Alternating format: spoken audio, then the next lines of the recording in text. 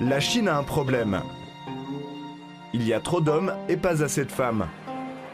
C'est le résultat de la politique de l'enfant unique qui devait réguler la démographie galopante du pays. Actuellement, on compte 118 hommes pour 100 femmes. Et on estime que d'ici 2030, 25% des hommes de 30 ans ne seront jamais mariés. Du coup, la sexualité des Chinois est bridée. Et pas question de mater des films porno, c'est interdit et sévèrement réprimé.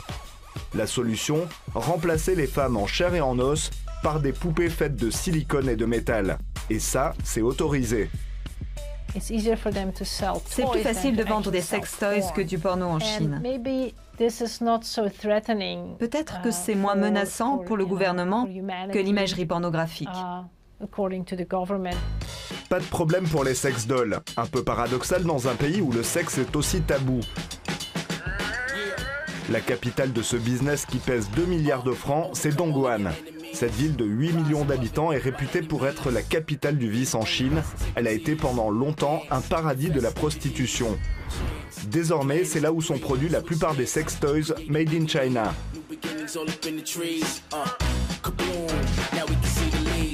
Nous rencontrons Liu Ying, la boss de l'usine G-Idol qu'elle a créée en 2014. Ces poupées sont haut de gamme avec des prix allant de 2 à 3 000 francs.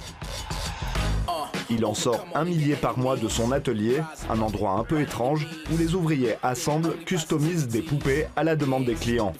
L'objectif, c'est d'être le plus réaliste possible. C'est la dernière étape du processus. On met du talc qui permet de rendre la peau plus similaire à celle de l'être humain, moins collante et plus douce. Le matériel que l'on utilise, c'est du TPE, une sorte de plastique. L'un de ses avantages, c'est que c'est très flexible et c'est moins cher. Le silicone ne fonctionne pas aussi bien. Vous voyez ces lignes, c'est plus difficile à enlever en utilisant du silicone. Avec du TPE, on peut enlever toutes les imperfections.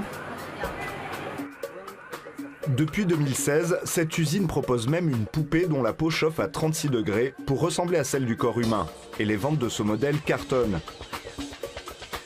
Le futur de ce business, toute l'industrie s'y engouffre, c'est bien sûr la robotisation de ces poupées. Non, tu essayes toujours d'éviter d'aller travailler. D'ici 5 ans, toutes les poupées sexuelles seront des robots. Le robot va pouvoir parler et il ne va pas seulement satisfaire les besoins primaires de nos clients, il sera un véritable partenaire. Direction Hong Kong. Là-bas, nous rencontrons Ricky Ma. À la base, il est graphiste, mais il a décidé de créer son propre robot en autodidacte, en mode do-it-yourself. C'est un secret personnel d'avoir un robot sexuel. Vous ne voulez pas que toute la planète le sache. Et vous ne voulez pas non plus dépenser une fortune. Du coup, c'est mieux de le construire soi-même, chez soi. Après son premier essai, sa réplique en latex de l'actrice Scarlett Johansson lui a coûté 50 000 $ de développement. Ça, c'est mon tout premier essai. J'ai essayé de trouver tous les produits chimiques à Hong Kong. C'était très difficile à faire, parce qu'aucun plastique n'est vraiment adapté à une tête robotique de ce genre.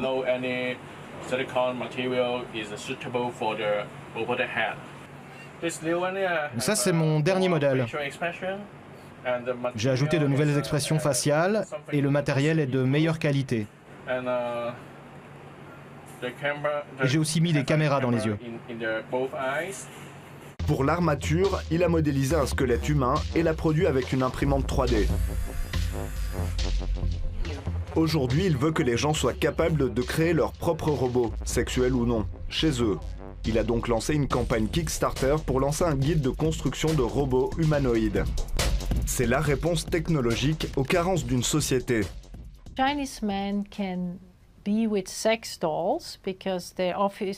Les hommes chinois aiment passer du temps avec des poupées sexuelles parce que certains d'entre eux se sentent seuls et n'arrivent pas à trouver de partenaire.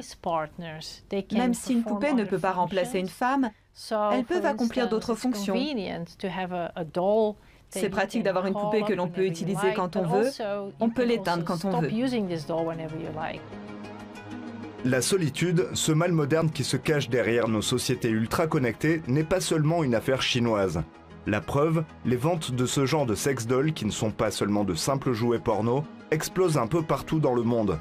Culte de la performance, peur de l'échec ou de la frustration, vivre à deux n'a jamais semblé aussi compliqué. En 2015, 36% des Suisses étaient célibataires.